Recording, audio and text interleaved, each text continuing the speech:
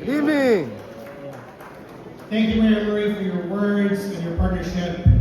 It's an honor to be here today with you in the Fillmore Western Edition, a place who we all know whose history, pain, and resilience define not just this neighborhood, but the entire city. Urban renewal and redevelopment led to the ongoing displacement and forced migration of the Black community, compounding the challenges that we feel to this day. The mayor has reminded us of what was taken from our community, and I want to continue that conversation to speak tonight about what we can do to build together going forward. And I want to start by taking a moment to share the values that I'm coming into today's conversation. Growing up as the child of Bastiany immigrants, my parents raised me with three virtues: justice, humanity, and fairness. Justice, in that when one of us is hurting, all of us are called to act. Humanity, in that generosity, goodwill, and compassion must guide how we treat each and every one of each other. And fairness, in that every neighbor deserves the chance to live with dignity and respect. That's how I'm coming in today's conversation and every conversation that we have in the Fillmore Western Edition. And I know that this community has experienced that deep hurt. I know that too often the government has not listened and has not delivered. So I want to be clear, and I know and acknowledge City Hall lost your trust decades ago. And we are here today in good faith to earn back your trust and build a lasting community and a city partnership. And so tonight, I want you to know that we're not here to talk at you, we're here to work with you. We aren't coming in here knowing what needs to get done. We recognize that the community knows best.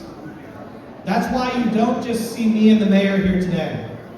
You see more than 80 staff and leaders from across City Hall, department heads, policy chiefs, program officers, all together in one room. That's not just symbolic, it's a real commitment to be present and accountable. These principles are guiding how I serve our community, and I know how our mayor is serving as well, and we are aligned on this. And our goal here tonight is to ensure that every voice in the community is heard today, next month, the month after that, and for years ahead. Because what you see before you is a commitment, not just from me and our mayor, what you may see more often, but from all of City Hall, a commitment to uplift those who feel like no one has been listening for decades. We also know that there are urgent concerns around services and programs that this neighborhood depends on, particularly around key issues. Issues of safety and ensuring that you as a small business owner don't have to worry about break-ins and theft. Issues of housing to ensure that you can live where you work and that you can take your children to school as effortlessly as possible, and food security, knowing that you can affordably and accessibly bring groceries home to your families every night. We know there is a history of Band-Aid solutions coming from City Hall, and that simply has not been enough. So today we are starting to work to make sure that those services remain in place while we co-create here together long-term solutions that are worthy of this community's history and potential. So as Rajad introduced earlier, today we are kicking off a process to develop the first community action plan for the Fillmore.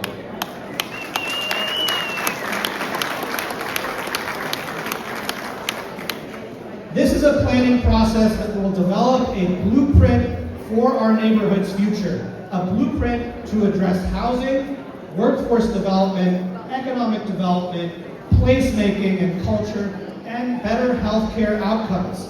A blueprint that will set goals and identify solutions for each of these challenges in the Western Addition. This open house is a fresh start for community and city partnership to align your priorities with the city's investments. And this investment blueprint will be developed over the course of the next year and will do three things. One, build consensus on what the collective community priorities are. Two, identify community investment opportunities. And three, share pathways that elevate the rich culture and heritage of the Black communities as part of the future of the Fillmore Western Addition.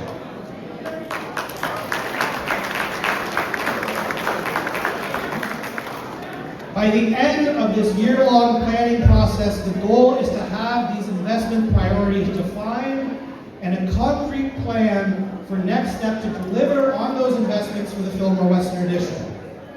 We are committed to engaging in a thoughtful dialogue, and that's why we've brought 22 city agencies to talk to each and every one of you, with residents, with workers, with small business owners, all of you here today who care about this community.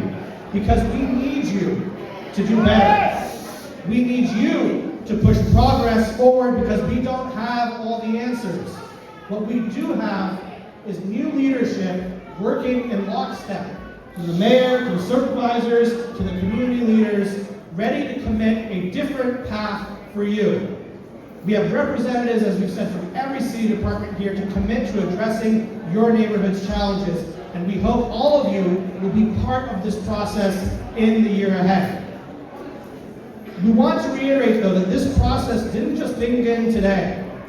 Since taking office, we've been working to bring back vitality and pride, and we've heard from the community and already taken action.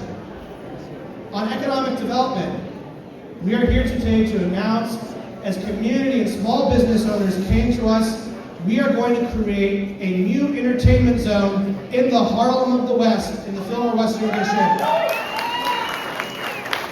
And our office is drafting legislation with partnership with the mayor for introduction on this entertainment zone next month.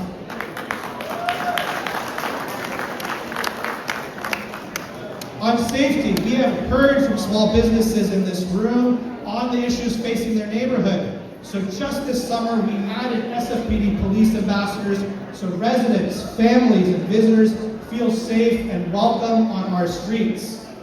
On food security, we heard loud and clear we need to take action in the Fillmore on food insecurity. So immediately we drafted legislation to speed up the ability for a new business to enter on the Safeway retail space as quickly as possible, and we're making progress with interested parties there. And we secured food access, funding for critical resources in the neighborhood during the budget cycle for increased food production as well. And these are just the early steps, but they show what is possible when we listen to you and when we invest with attention on your asks. And so today's open house, we are looking to initiate this process of inviting the whole community to be part of the next phase of the Fillmore's future. We recognize that sharing what you want for this community isn't new. Many of you have already done this work. Around the room, you will find boards with each department with key themes and ideas that departments have gathered from the community over time to reflect back what we have heard from you over years. And this open house is the start to a community process towards the creation of a concrete plan that realizes the vision that you have presented to us for years. It is the beginning of a channel to listen, to plan, and act together. Our shared goal is to honor the Fillmore's legacy, its culture, its history, and its resilience, while building a future where this neighborhood thrives again. So I want to thank everyone here for their participation, for your patience, your voice, your persistence, especially during a weeknight. This is just the start of something significant. In the immediate future, we will be coordinating 2 additional meetings before the end of the year to keep this momentum going.